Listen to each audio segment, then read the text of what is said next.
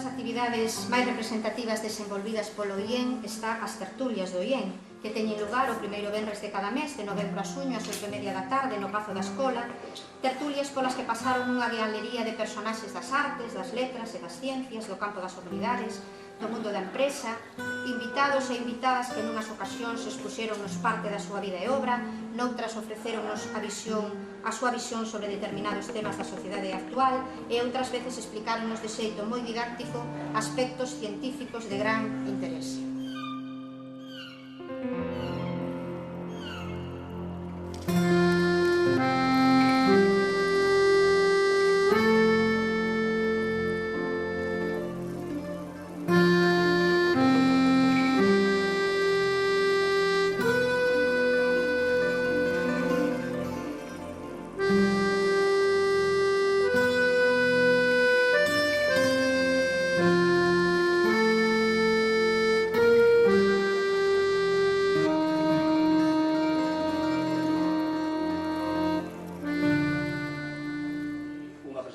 Do ponente, o autor en este caso,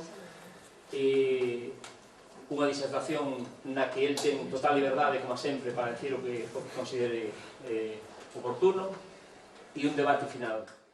Aquí ninguén é inocente, todo o mundo sabe onde lle apretan as cousas e iso reflítese.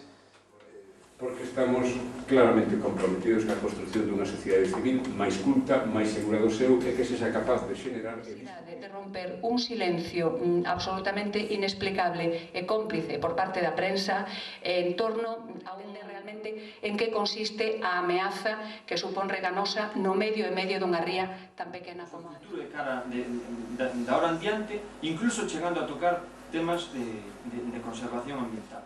Nos denegaron calquer tipo de axuda porque todo eso tiña que leválo a cabo a Consellería de Pesca, non?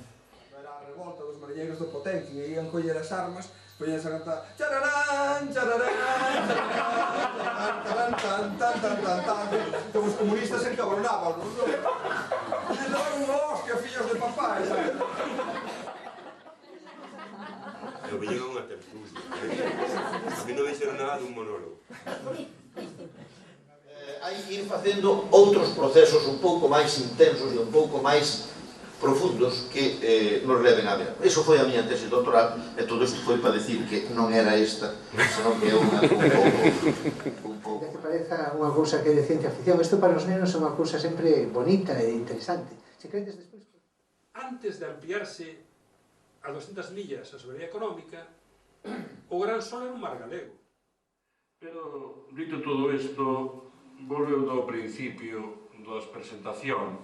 O meu amigo Carlos fixo aquí algunhas referencias aos que estiveran aquí, aos que levaron premios. Bueno, xa que sale eso, a ver se isto é un mérito para levar un premio no futuro. Eu celebro que teñades tan bo ollo e que aquí veña xente tan importante. É un traballo inxente para que logo non se poida recoller polo menos a experiencia en disco e poder